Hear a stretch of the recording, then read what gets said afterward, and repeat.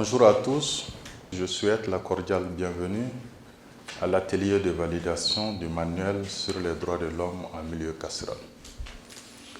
J'ai voulu prendre la parole ce matin pour exprimer au garde des Sceaux toute la reconnaissance de l'administration pénitentiaire et d'éducation surveillée pour tous les efforts fournis par le département pour améliorer les conditions de travail du personnel pénitentiaire et les conditions de détention au Mali.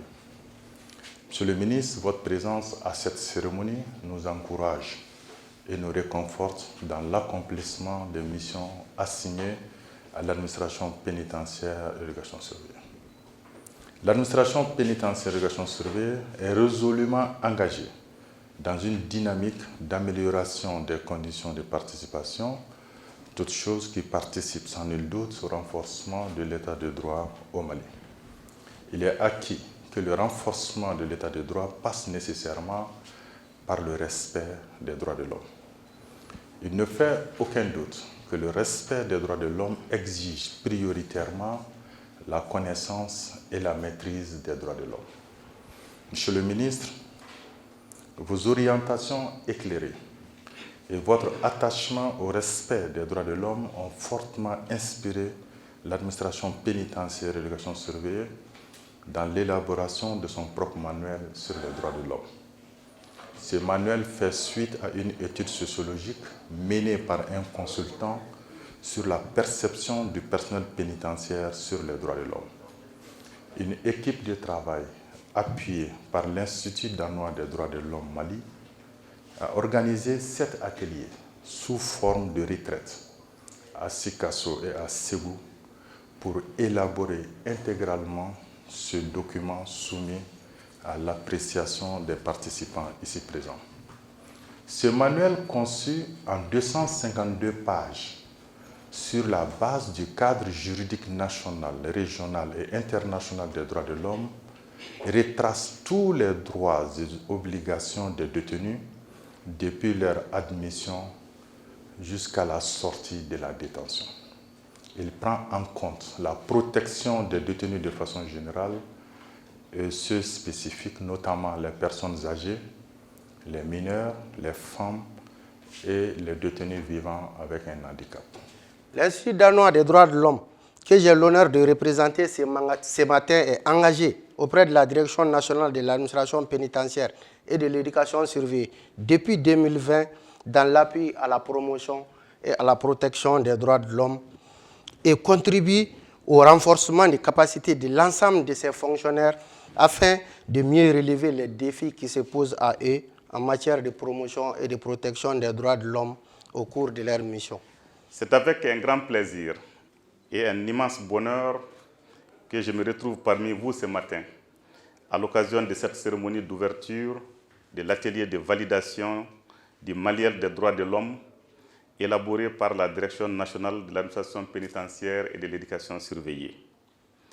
Avant tout propos, je voudrais féliciter Monsieur le Directeur national de l'administration pénitentiaire et de l'éducation surveillée pour ce travail de qualité qui va sans nul doute renforcer les capacités professionnelles du personnel pénitentiaire et qui participe du renforcement de l'état de droit dans notre pays. L'élaboration de ce manuel cadre parfaitement avec les objectifs de mon département qui a en charge les droits de l'homme. Chers partenaires techniques et financiers, je vous exprime ma profonde gratitude pour votre engagement et votre détermination à accompagner le ministère de la Justice et des Droits de l'Homme dans ses missions. Il me plaît particulièrement de remercier l'Institut danois des droits de l'homme pour son appui constant dans l'élaboration du présent manuel. Monsieur le représentant de l'Union européenne, votre présence à nos côtés nous rassure de votre accompagnement dans toutes les activités liées à la justice de notre pays.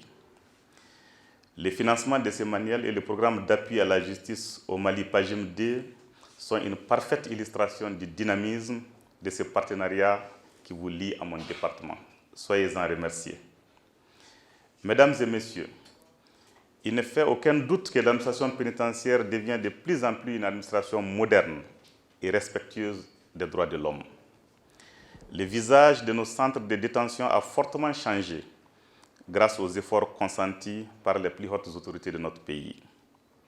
Dans le souci d'un élan de désengorgement des maisons d'arrêt, l'État du Mali a investi plus de 11 milliards de francs CFA dans la construction de la nouvelle maison d'arrêt de Kenyoroba qui sera bientôt inaugurée. Des réhabilitations d'infrastructures au niveau de la quasi-totalité des centres de détention ont contribué à rendre plus convenable le séjour carcéral.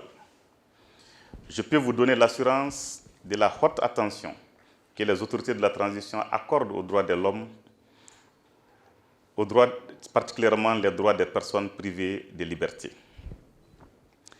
En dépit de la situation difficile que connaît notre pays, l'État continue à exécuter convenablement toutes ses obligations relatives aux droits de l'homme, notamment l'alimentation, l'accès aux soins de santé et à assurer leur représentativité devant les instances juridictionnelles. Mesdames et messieurs, je voudrais encourager la Direction nationale de l'administration pénitentiaire et de l'éducation surveillée à poursuivre ses efforts en inscrivant parmi ses priorités les activités visant à améliorer davantage les conditions de détention.